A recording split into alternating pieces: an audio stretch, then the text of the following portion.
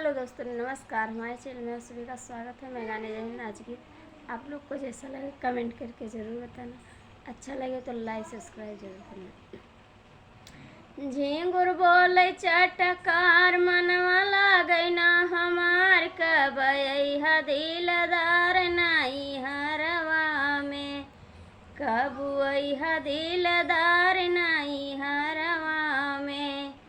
साड़ी लाए पापा हमार मम्मी कह दीहिन तैयार, कब अइहा दिलदार नाई हरवा में, कब अइहा दिलदार नाई हरवा में। झिंगुर बोले चटकार मनवा लागै ना हमार, कब अइहा दिलदार नाई हरवा में, कब अइहा दिलदार नाई हरवा में। साड़ी लाए चाचा हमार चाची कह दीहिन तैयार, कब अइहा दिलदार नाई हरवा में।